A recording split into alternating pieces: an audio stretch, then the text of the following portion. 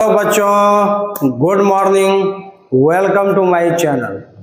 हम लोग इंटीग्रेशन पढ़ रहे हैं और इंटीग्रेशन में एनसीईआरटी का 7.1 एक्सरसाइज खत्म हो चुका है। ठीक है, तो आज जो हम लोग पढ़ने जा रहे हैं एक्सरसाइज 7.2 के लिए कॉन्सेप्ट पढ़ेंगे, जिसमें मुझे पढ़ना है method of integration. Methods of integration पढ़ने जा रहे हैं। ठीक है, लेकिन आप लोग पीछे का वीडियो देखते हुए आइएगा। अगर डायरेक्ट ये वीडियो देखेंगे तो जिनको पीछे समझ में आया है वो देख सकते हैं, अगर नहीं समझ में आया तो डैट मीन्स आप पीछे से देखिए, लेक्चर 1 से देखिए। ठीक है, चलिए। तो अगर आपको मेरा वीडियो पसंद आता है तो आप 3 काम करते रहिएगा। चैनल को सब्सक्राइब करना, लाइक करना और अधिक से अधिक वीडियो को शेयर करना। ये 3 काम करते रहिए और हम आपके लिए वीडियो बनाते रहेंगे। ठीक है, चलिए। तो हम लोग पढ़ने जा रहे हैं मेथड्स ऑफ इंटीग्रेशन। तो मेथड्स ऑफ इंटीग्रेशन में पहला जो हम लोग पढ़ रहे हैं सब्स्टिट्यूशन मेथड। सब्स्टिट्यूशन मेथड है। दूसरा है integration using partial fractions. Partial fraction का यूज करके हम लोग निकालेंगे। और तीसरा है integration by parts. Integration by parts और भी है जो इसमें नहीं लिखा हुआ है। सम स्पेशल इंटीग्रेशन भी है। तो ये हम पढ़ेंगे। ये सब पढ़ने के बाद सम स्पेशल इंटीग्रेशन। ठीक है, तो ये सब मेथड ऑफ इंटीग्रेशन में ही मेन 3 है। तो सम स्पेशल इंटीग्रेशन में तो यही सब फार्मूला यूज होता है। नया नया चीज पढ़ते जरूर है, लेकिन पीछे का फार्मूला हमेशा आगे यूज होगा। या जितने फार्मूला पर आप 7.1 में क्वेश्चन बना चुके हैं, जितना मैं फार्मूला बताया हूँ, तो उसका यूज तो हमेशा होते रहेगा। ठीक है, तो चलिए हम लोग काम करते हैं। तो सबसे पहले हम लोग देखेंगे सब्स्टिट्यूशन मेथड। तो बेटर है कि ये सबको हटा दें, इसको नोट कर लीजिए। तो देखिए सब्स्टिट्यूशन मेथड में हम लोग कैसे काम करते हैं सीखेंगे। इस मेथड से देखिए जितने भी इंटीग्रेशन में मेथड आएंगे ये आपके कामों को और आसान करेंगे। ये ऐसा नहीं है कि ये भारी बना रहा है। जितना चीज हम लोग पढ़ते हैं नया नया चीज, वो कहीं न कहीं काम को आसान करता है। नहीं तो आप बड़े बड़े इंटीग्रेशन का क्वेश्चन नहीं बना सकते हो। ठीक है, तो इंटीग्रेशन में सब्स्टिट्यूशन मेथड में क्या करना है ये जरा समझिए। तो इसमें देखिए 2 काम इसमें बहुत ही इंपॉर्टेंट होता है। एक होता है कि आप सब्स्टिट्यूशन मतलब किसी के बदले कुछ पुट करना, सब्स्टिट्यूट करना। तो होता क्या है कि आप किसी के बदले कुछ पुट किया, तो यहाँ पर 2 काम आपको बहुत ही इंपॉर्टेंट है। जो भी इंटीग्रेशन के अंदर है, बात को अच्छे से सुनेंगे, जो भी इंटीग्रेशन के अंदर चीजें दिया जाएगा तो उसमें आपको ये देखना है कि किसको हम कुछ मान लें। और यहाँ पर जनरली जो है आपको टी या जेड ये हम लोग मानते हैं, उसी में से जो इंटीग्रेशन में लिखा रहेगा। अच्छा, फिर उसका डिफरेंस जिसको हम टी मान, सपोज दैट ज्यादा लोग टी ही मानता है। तो अगर मैंने टी माना, कोई उसमें वेरिएबल है जिसको मैंने टी माना, और जिसको आप टी माने उसका तुरंत डिफरेंशिएशन हम लोग करेंगे। और डिफरेंशिएशन करने के बाद और जिसको टी माने, दोनों मिला के ओवरऑल जो है वेरिएबल तो चेंज होगा ही, और साथ में सेट कर जाना चाहिए। तो क्या सेट करना चाहिए वो अभी हम एक एग्जांपल लेते हैं और उसी से समझाएंगे, आप अच्छे से समझेंगे। तो देखिए सब्स्टिट्यूशन मेथड, जैसे इस पर पहला एग्जांपल हम ले रहे हैं कैसे बनाते हैं। जैसे है integration of ax + b whole पर पावर n dx। इसको सॉल्व करना, और ऐसा क्वेश्चन आप पीछे भी सॉल्व कर चुके हो, लेकिन वहां पर जो सॉल्व किया गया है इंस्पेक्शन मेथड से बताए थे। अब उतना इंस्पेक्शन हम नहीं करेंगे, यहाँ पर सब्स्टिट्यूशन मेथड से इसी क्वेश्चन को कैसे सॉल्व करेंगे ये देखेंगे। जबकि आप जानते हो कि x पर पावर n का इंटीग्रेशन x के रिस्पेक्ट में फॉर्मूला पढ़े हैं, x पर पावर n+1/n+1, ये आप फॉर्मूला पढ़ चुके हो। तो ये x के जगह पर ax + b है, मतलब इस वेरिएबल में कुछ मल्टीप्लाई है, कुछ ऐड किया हुआ है या सब्ट्रैक्ट किया हुआ है और इस पर पावर n है, तो ये भी x पर पावर n के जैसा है, लेकिन यहाँ सिर्फ x है और यहाँ पर 2 टर्म है या इससे ज्यादा टर्म आ जाता है। तो यहाँ पर मुझे क्या करना चाहिए, कैसे सॉल्व करेंगे यूजिंग सब्स्टिट्यूशन मेथड, ये देखिए। तो लिखेंगे यहाँ पर यूजिंग सब्स्टिट्यूशन मेथड, शॉर्ट में सब्स्टिट्यूशन लिखा हुआ है। लेट, यहां पर देखिए ax प्लस बी को हम लोग t मान लेते हैं, सीखेंगे धीरे धीरे। क्या बोले कि जो भी इंटीग्रेशन में लिखा रहेगा उसमें सोचना है किसको t मानना है। तो मैंने अभी सोचा कि यहाँ x पर पावर n का फॉर्मूला होता है और आपके पास ax प्लस बी है, इसको हम सिंगल टर्म बनाना चाहते हैं x के जैसा, तो ax प्लस बी पूरा को मैंने t मान लिया और आपने जिसको t माना, ये पूरा को पहला काम है t मानना, फिर उसी को डिफरेंशिएट कर देंगे तुरंत। तो इसको डिफरेंशिएट कीजिए, differentiate with respect to x on both sides. तो देखिए तो क्या डिफरेंशिएशन होगा, ax का डिफरेंशिएशन x के रिस्पेक्ट में a ही होगा, ये बाहर x का 1 अब प्लस b का 0 हो गया, इधर t का डिफरेंशिएशन x के रिस्पेक्ट में dt बाई dx, जैसे y का dy बाई dx लिखते हो कि नहीं, वैसे ही अभी x और t वेरिएबल है तो यहाँ dt बाई dx होगा। तो यहाँ से हम लोग क्या लिख सकते हैं बताइए,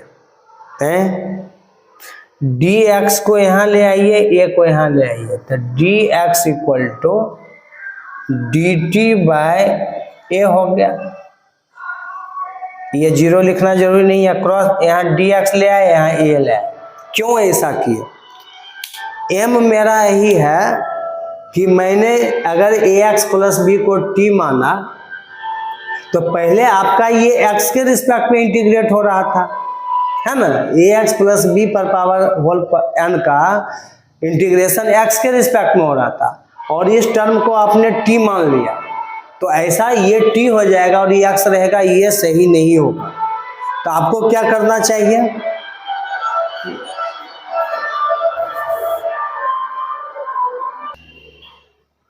तो यहां पर हम लोग क्या करेंगे, तो ये आपका x का टर्म है, ये भी x के रिस्पेक्ट में हो रहा था तो ठीक था, आपने इसको t मान लिया, तो जो जिसके रिस्पेक्ट में कर रहे हैं वो भी t के रिस्पेक्ट में होना चाहिए, इसलिए जिसको t मानते हैं उसको तुरंत एक बार डिफरेंशिएट करना बहुत जरूरी है। तो तुमने इसको डिफरेंशिएट किया, तो अब इस dx के बदले हम लोग डिफरेंशिएशन के बाद dt बाई a लिख सकते हैं, मतलब इस वेरिएबल को भी x के रिस्पेक्ट में जो हो रहा था अब उसको t के रिस्पेक्ट में होना चाहिए। अब हम लोग क्या करेंगे, इसके बदले क्या क्या सब्स्टिट्यूट होगा, नाम है सब्स्टिट्यूशन मेथड। तो देखिए कैसे सब्स्टिट्यूट करते हैं,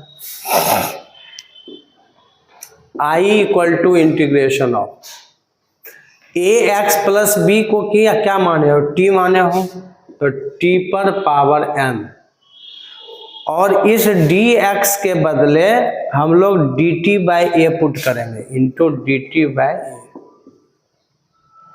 देखिए टोटली ये चेंज हो गया आफ्टर सब्स्टिट्यूशन, तो इसमें 1 बाई a कांस्टेंट है, बाहर जाएगा, अब अंदर में बन गया t पर पावर n dt। देखो तो x पर पावर n dx के जैसा ये पूरा बन गया, अब कोई दिक्कत नहीं है। 1 बाई a इंटू टी पर power n plus 1 by n plus 1 और प्लस c लिखना था हमारा काम है, तो लिखेंगे 1 बाई a इंटू, अब पूरा इंटीग्रेशन का काम खत्म हो चुका है, तो इस t के बदले हम लोग क्या करेंगे, t किसको माने थे, ax प्लस बी, क्योंकि ओरिजिनल क्वेश्चन तो ही था, मैंने सॉल्व करने के लिए t माना था, तो अब इस t के बदले ax प्लस बी पर power n by n plus 1। ठीक है, समझ गए बात को। तो ये जो है आपका हो गया answer 1 by a into ax plus B पर power n plus 1 by n plus 1। आया समझ में बात। है। एक्स पर पावर एन का क्या होता है, एक्स पर power N plus one by N plus one. तो टी पर पावर एन का टी पर power N plus one by N plus one plus C लिखेंगे, टी का वैल्यू पुट कर दिए, ये इसका फाइनल आंसर हो गया। तो आपने क्या देखा है कि ए एक्स प्लस बी पर एन का जो एक्स में मल्टीप्लाई ए था वो डिवाइड में आ गया, समझे बात को। तो ये है सब्स्टिट्यूशन मेथड। वीडियो बना रहे हैं तो हम नहीं चाहते कि बार बार एक ही चीज को समझाने में रिपीट करें। आप अगेन एंड अगेन वीडियो को देख सकते हैं, अगर एक बार में समझ में नहीं आएगा तो। ठीक है, चलिए नोट कर लीजिए इसको। और देखिए इस पर कुछ अपने मन से भी दे रहे हैं हम, जैसे एग्जाम्पल देखिए, जैसे आपको कोई क्वेश्चन दे दिया 2x प्लस 3 पर पावर 5 dx का कहेगा इसका आप इंटीग्रेशन निकालिए। तो एक तो तरीका आपका क्या है, आप सब्स्टिट्यूशन मेथड लगाएंगे। यहाँ पर लेट सॉल्यूशन में लिखेंगे let 2x plus 3 equal to T. 2x plus 3 को क्या किया हम लोग t मान लिए। अब इसका डिफ्रेंसिएशन कीजिए, सब्स्टिट्यूशन मेथड यूज कर रहे हैं। x के रिस्पेक्ट में करेंगे तो 2x का डिफ्रेंसिएशन 2, x का 1 प्लस 3 का 0, मतलब इधर 2 ही होगा। इधर डिफ्रेंसिएशन t का हो गया dt बाई dx x के रिस्पेक्ट में है। तो यहाँ से dx के बदले क्या सब्स्टिट्यूट कर पाएंगे बाबू, dt बाई 2, dx यहाँ आया 2 यहाँ पर आ गया। तो अब देखो सब्स्टिट्यूट करो, i equal to integration of इस 2x प्लस 3 के बदले हम लोग t पुट करेंगे। तो t पर पावर 5 इस, अब चूंकि ये t में बदल चुका है तो x के रिस्पेक्ट में कर रहे हैं तो इसको भी तो t में बदलना पड़ेगा, इसलिए डिफ्रेंसिएशन करते हैं। सब्स्टिट्यूशन मेथड में t मानते हैं और तुरंत उसको डिफ्रेंशिएट करते हैं, और वो दोनों मिला के सबको हम t के टर्म में लाते हैं। यही हम लोग का काम और धाम है। तो चलिए यहाँ पर dx के बदले हम dt बाय 2 पुट कर सकते हैं।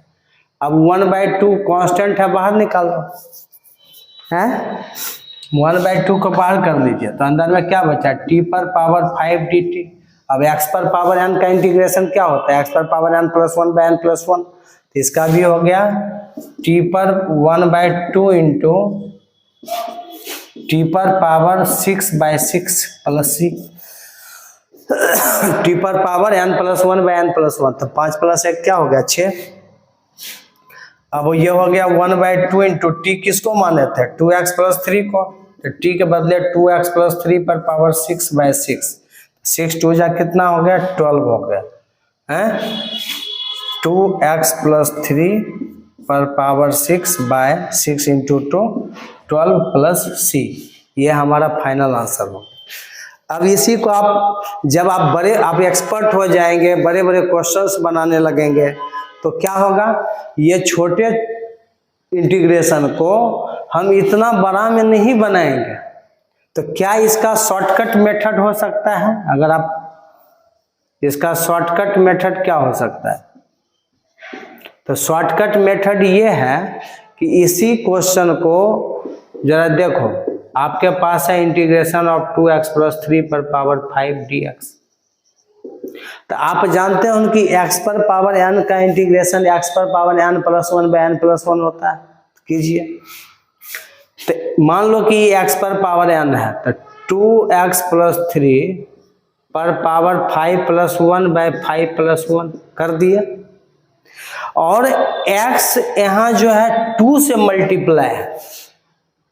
अगर इसी का डिफ्रेंसिएशन करते तो ये 2 अभी मल्टीप्लाई में आता, और यहाँ पर पूरा सब्स्टिट्यूशन मेथड से लगा के मैंने देखा तो देखो 2 डिवाइड में आ गया।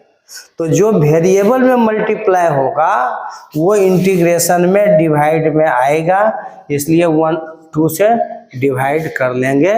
x क्या है 2 से मल्टीप्लाई, इसमें क्या कांस्टेंट एडिशन किया हुआ है या सब्ट्रैक्शन किया हुआ उससे कोई लेना देना नहीं है, ठीक है। तो x के बगल में 2 मल्टीप्लाई था, उससे डिवाइड कर दिए 2 से, तो देखिए उतना ही आंसर आ गया।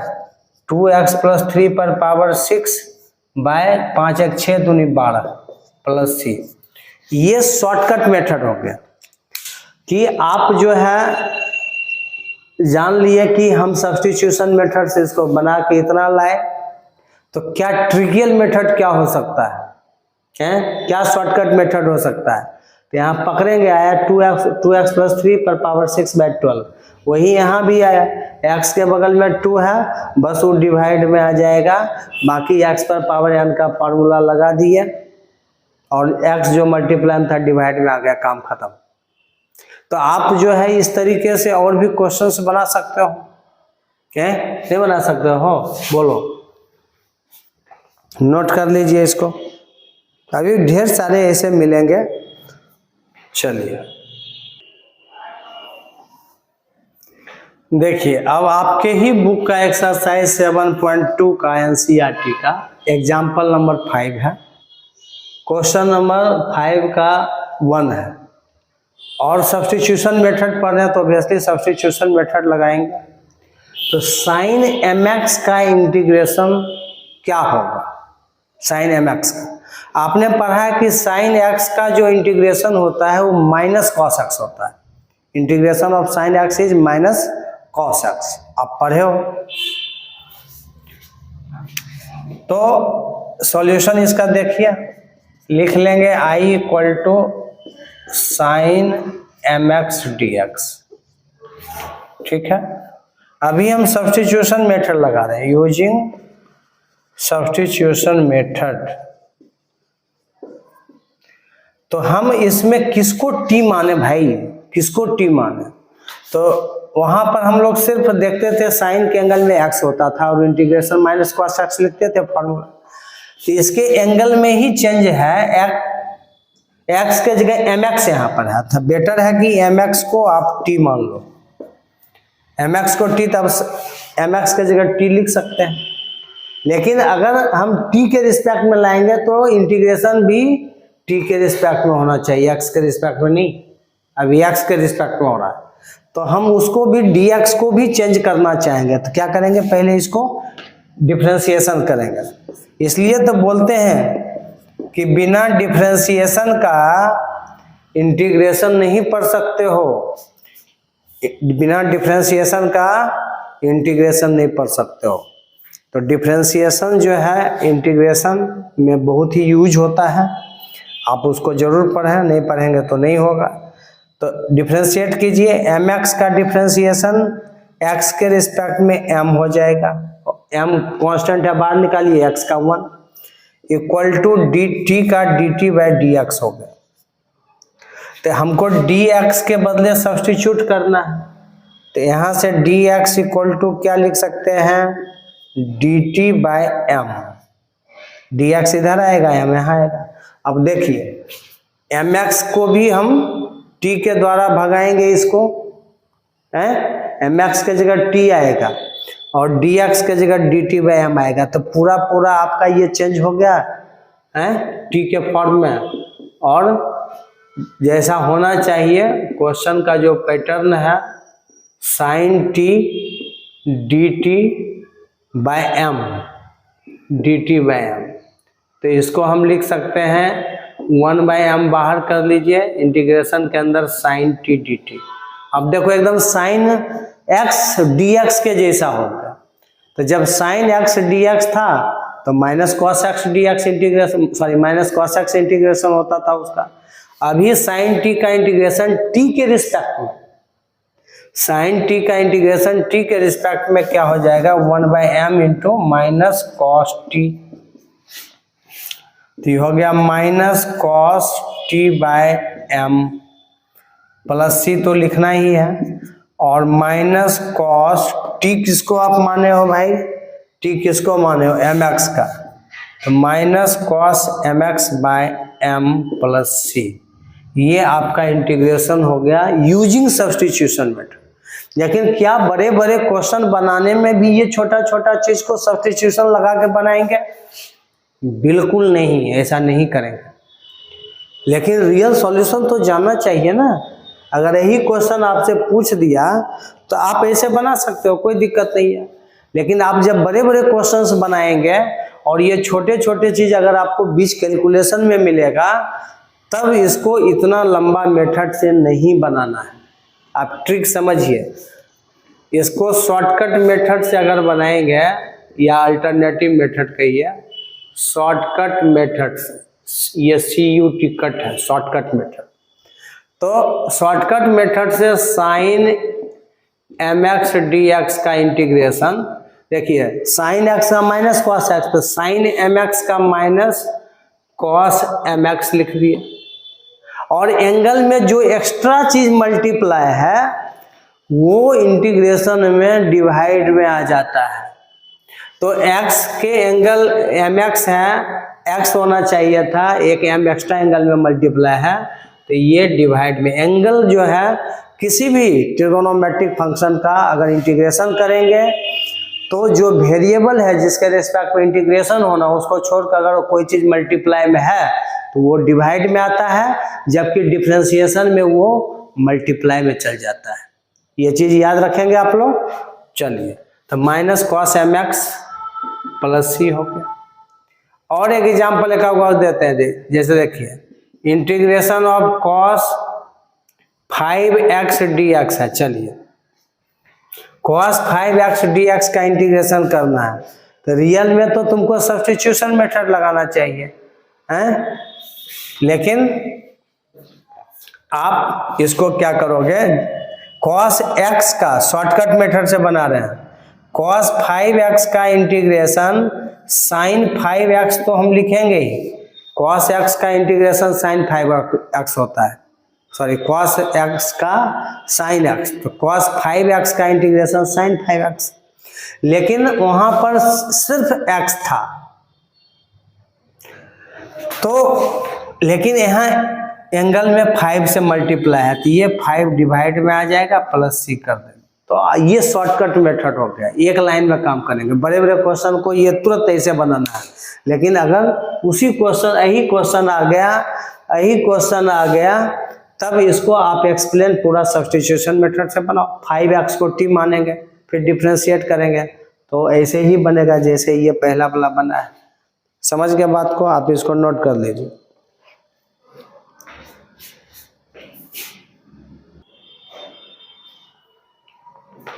देखिए इसका इंटीग्रेशन करना है, 2x into sine x square plus 1dx।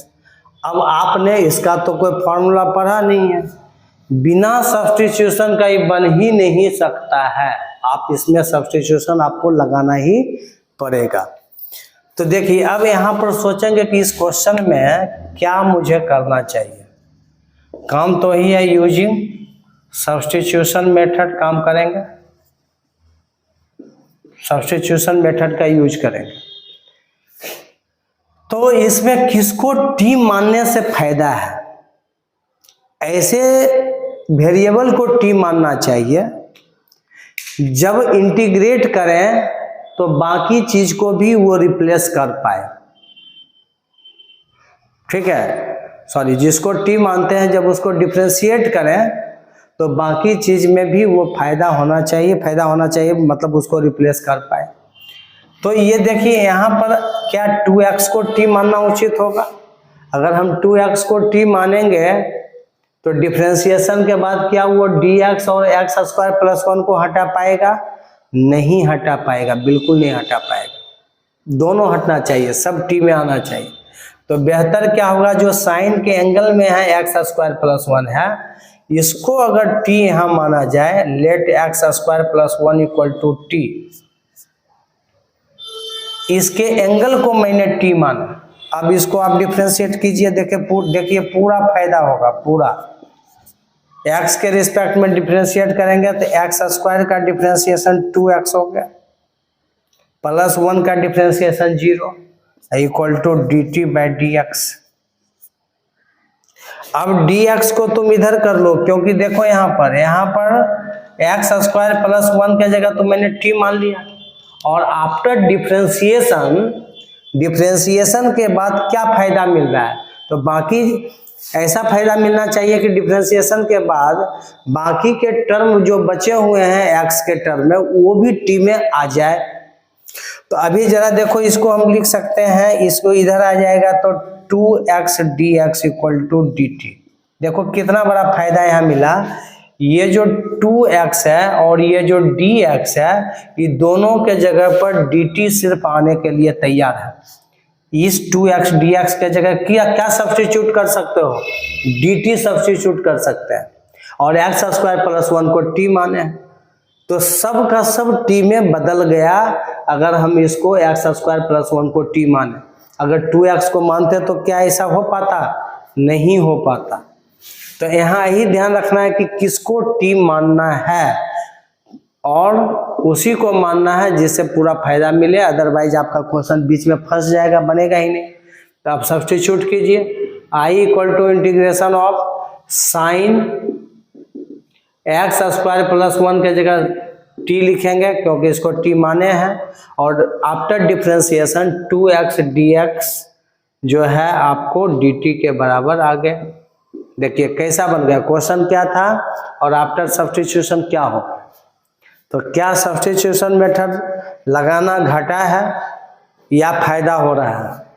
अगर ये मेथड नहीं होता तो ये क्वेश्चन लेके परे रहता बच्चा, भी बनता ही नहीं। तो अब चलिए साइन टी का इंटीग्रेशन माइनस कॉस टी हो गया, प्लस सी लिखना मत भूलो, तो माइनस कॉस, और टी किसको माने थे, एक्स स्क्वायर प्लस 1 को, तो इसके एंगल में एक्स स्क्वायर प्लस 1 प्लस सी, यही आपका आंसर हो गया। एग्जाम्पल नंबर 5 का 2 है ये। एक्सरसाइज 7.2 चल रहा है, नोट कर लीजिए इसको।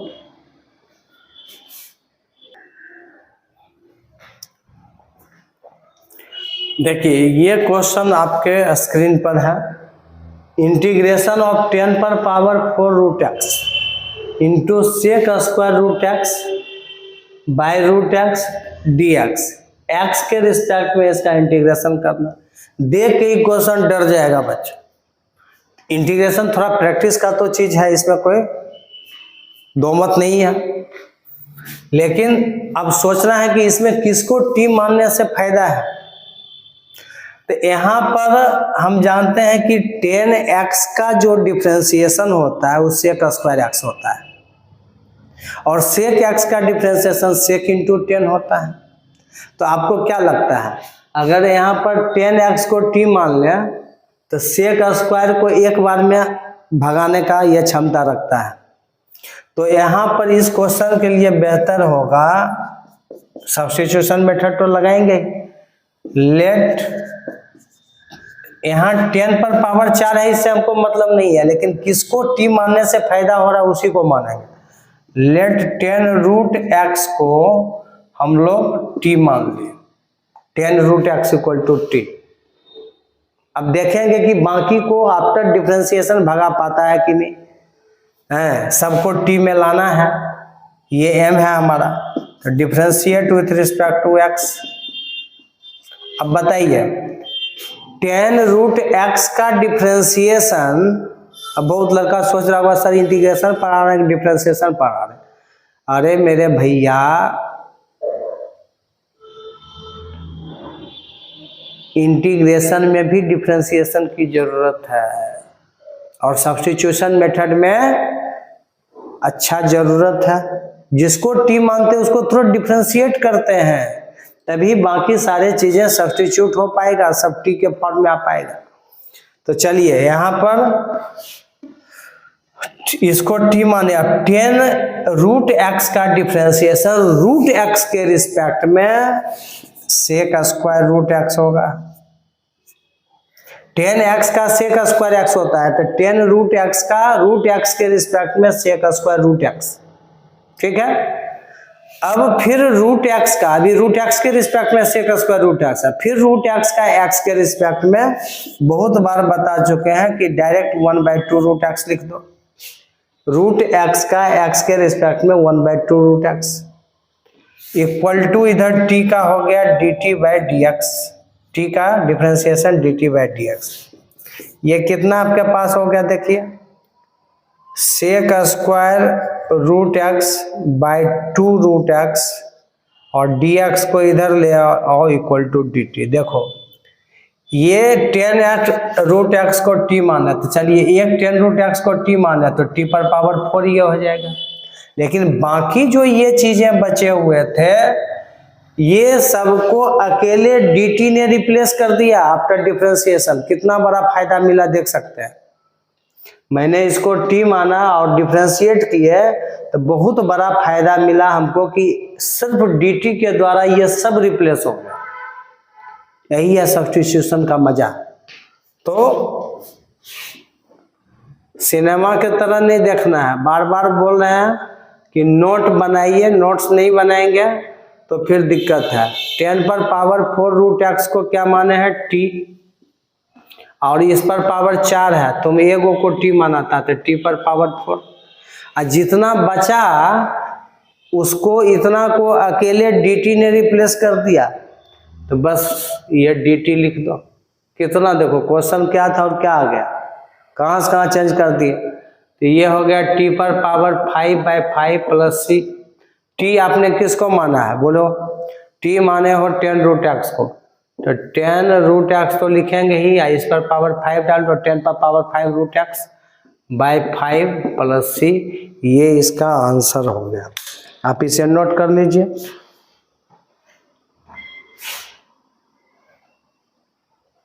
हो गया, चलिए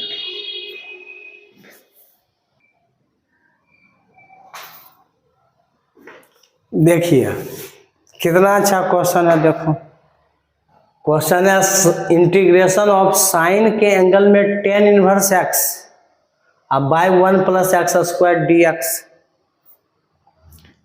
सिर्फ एनसीईआरटी के ऊपर ही हम लोग काम कर रहे हैं अभी, मतलब हम कर रहे हैं क्योंकि आप लोग को एग्जाम देना है बोर्ड का, और बोर्ड में ज़्यादा एनसीईआरटी से पूछता है, डायरेक्ट टू दी पॉइंट हो रहा है। तो कैसे ये क्वेश्चन बनाएंगे जरा देखिए, बहुत ही आसान है। मेन चीज पकड़ना है कि किसको टी माने। मन में दो चीज सोचना है, किसको टी माने, और मन में ही डिफरेंशिएशन करके देख लेते हैं कि आफ्टर डिफरेंशिएशन बाकी चीज को वो रिप्लेस कर पाएगा कि नहीं। तो यहाँ पर अगर साइन के एंगल में जो tan इनवर्स एक्स है इसको अगर टी मान लेंगे ना, तो tan इनवर्स एक्स का डिफरेंशिएशन जिसको आप टी मानना चाहते हो ना, उसका मन में डिफरेंशिएशन करके देखो क्या आ रहा है। तो tan इनवर्स एक्स का डिफरेंशिएशन होता है 1/1 प्लस एक्स स्क्वायर। और देखो तो यहाँ पर 1/1 प्लस एक्स स्क्वायर प्रेजेंट है कि नहीं है, बिल्कुल प्रेजेंट है। तो इसका मतलब है कि अगर tan इनवर्स एक्स को t मानेंगे तो ये 1/1 प्लस एक्स स्क्वायर और dx सबको रिप्लेस कर देगा dt के द्वारा।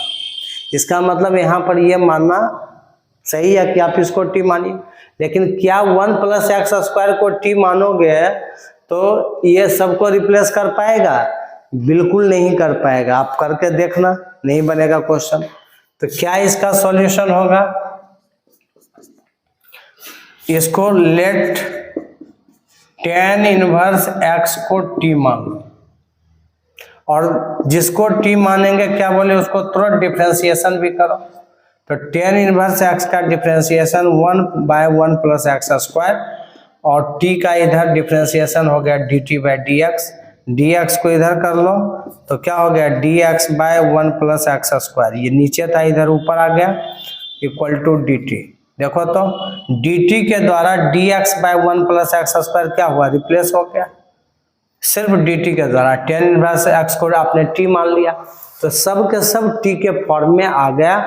और सब्स्टिट्यूशन का ही कहना है कि जब सब्स्टिट्यूट करेंगे तो सारे वेरिएबल एक टर्म में होना चाहिए। अभी x में है, क्वेश्चन आपका नहीं बन रहा है, आपने उसको t के फॉर्म में कर लिया, अब क्वेश्चन बनने के लिए तैयार है, आसान हो गया। तो i equal to integration of, substitute करो साइन और tan इनवर्स x को क्या माने हो, t माने हो, और dx by 1 plus X square substitute हो गया dt के द्वारा है। तो साइन t का इंटीग्रेशन क्या होता है, minus cos t plus c। Sine x का माइनस कॉस x, तो साइन t का t के रिस्पेक्ट में माइनस कॉस t, तो माइनस कॉस, t के जगह पर क्या पुट करेंगे, t किसको माने हो, tan इनवर्स x को, तो minus cos tan inverse x plus c। ये आपका आंसर हो गया, नोट कर लीजिए।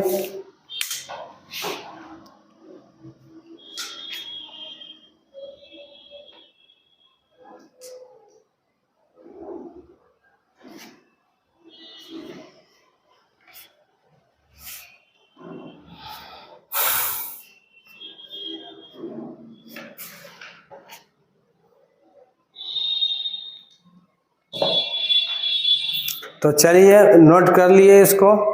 आपको छोटा छोटा वीडियो ज़्यादा पसंद है, लगभग आधे घंटे का ये वीडियो हुआ होगा। तो और भी अभी एक्सरसाइज 7.2 के एग्जाम्पल्स में क्वेश्चन बचे हुए हैं, जो एक और लेक्चर में इसको हम ख़त्म करेंगे। नेक्स्ट लेक्चर में सारा एग्जाम्पल, उसके बाद 7.2 का एक्सरसाइज चलेगा। बस आप लोग वीडियो देखते रहिए, चैनल को लाइक सब्सक्राइब और अधिक से अधिक शेयर कीजिए। ठीक है, okay, I will see next class.